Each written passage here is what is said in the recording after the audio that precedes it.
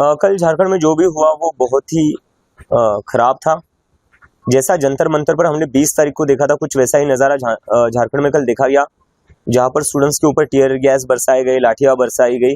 और मुझे तो ये समझ नहीं आता है कि जब पॉलिटिकल पार्टीज प्रोटेस्ट करती है तब लाठीचार्ज या टीयर गैस क्यों नहीं यूज़ किया जाता है। ये टीयर गैस और लाठीचार्ज हमेशा जो स्टूडेंट्स है उनके ऊपर ही क्यों किया जा रहा है। देवेंद्र महतो जी से भी कल मेरी बात हुई, जो इस पूरे आंदोलन का नेतृत्व कर रहे, और उन्होंने मुझे बताया कि वो 9 दिन से अनशन पर थे, उसके बाद भी पुलिस वालों ने उन पर लाठियां चलाई है और उन्हें मारा गया है, पीटा गया है, और वो हॉस्पिटल में है और उनकी अभी जो सिचुएशन है वो भी काफ़ी चिंताजनक है। तो कहीं ना कहीं सोचना चाहिए सारी सरकारों को, चाहे जंतर मंतर हो या झारखंड हो, देश में जितनी भी सरकारें उन सभी को सोचना चाहिए कि स्टूडेंट्स पर ऐसा अत्याचार करके आप लोगों को क्या मिल रहा है। ये स्टूडेंट्स अपने अधिकार के लिए लड़ रहे हैं, अपने भविष्य के लिए लड़ रहे हैं, वो किसी वोट बैंक के लिए नहीं लड़ रहे। तो उनके ऊपर इस तरह का लाठीचार्ज नहीं होनी चाहिए, इस तरीके की ब्रूटैलिटी तो बिल्कुल नहीं होनी चाहिए।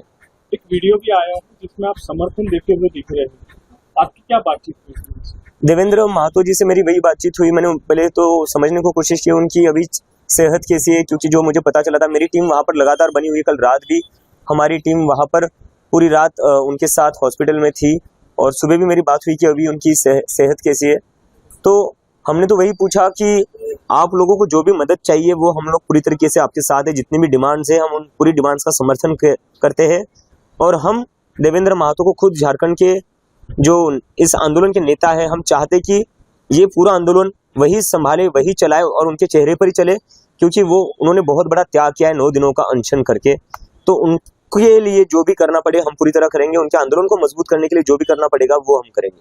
समाज के काफी स्तर से सवाल हो रहा है कि अभिषेक दीक्षित और उनकी टीम रांची कब जाएंगी, झारखंड कब जाने वाली? टीम तो जा चुकी है, हमारी टीम वहां पर है, और जैसा कि मैंने थोड़ी देर पहले कहा, इस मूवमेंट के जो लीडर है वो देवेंद्र महतो है, जो 9 दिनों से अनशन पर है। लेकिन आप कब जाएंगे, ये सवाल काफी उठ रहा है।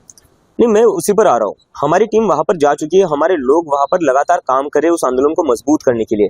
अभी हम नहीं चाहते कि देवेंद्र महतो से फोकस हटे, हमारा पूरा समर्थन है। इम्पोर्टेंट क्या है, क्या हम उस लड़ाई में उनका साथ दे रहे या नहीं दे रहे, हम वो पूरी तरह दे रहे। मैं लगातार टच में हूँ झारखंड में जो स्टूडेंट्स है उनसे, हमारी टीम वहां पर लगातार काम कर रही है। कल देवेंद्र महतो जी को संसद में जब वो जा रहे थे तब हमारी टीम उनके साथ कंधे से कंधा मिलाकर चल रही थी। तो उनको मजबूत करना हमारा काम है सर, वहां जाकर अपना चेहरा चमकाना हमारा काम नहीं, उनको मजबूत करना हमारा काम है। उमर खालिद की कल एक बुक लॉन्च हुई है जिसका नाम है backward communities, Adivasi histories the politics of power. तो उसके बारे में क्या कहेंगे आप, क्या आप पढ़ने वाले हैं बुक?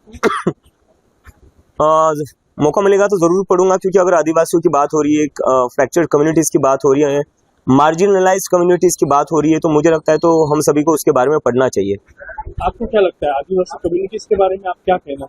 नहीं, मुझे तो लगता है कि कहीं ना कहीं इतने 80 सालों के बाद भी, जैसा मैं अभी थोड़ी देर पहले कह रहा था कि 80 सालों के बाद भी हमारे जो गांव के स्कूल है या हमारे जो गांव है वो आज भी बहुत पिछड़े हुए हैं।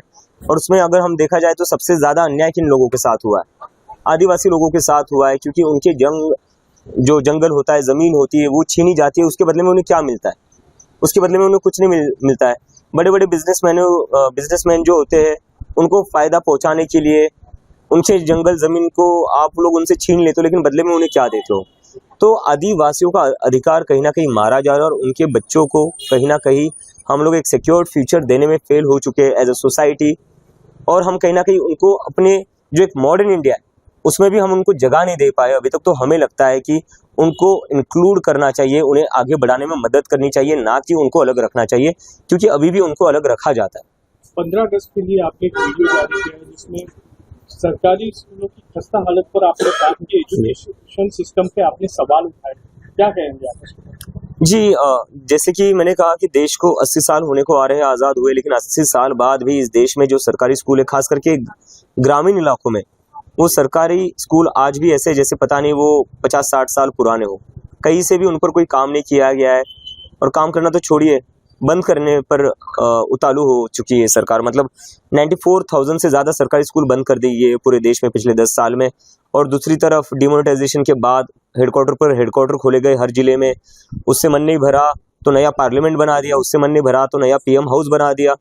लेकिन जो गांव में बच्चे हैं किसान और मजदूरों के लिए, उनके लिए ऐसे स्कूल क्यों नहीं बना पाए जिस एक्साइटमेंट से आपने पार्लियामेंट, पीएम हाउस, हेडक्वार्टर्स बना दिए, क्या जो गांव में जो बच्चे रहते हैं, जो किसान और मजदूरों के बच्चे हैं, क्या आप उनको इस देश का भविष्य नहीं मानते? क्या आपको नहीं लगता कि उनको भी इस देश में वही सारी चीजें मिलनी चाहिए, फैसिलिटीज मिलनी चाहिए जो इन सभी राजनेताओं के बच्चों को मिलती है?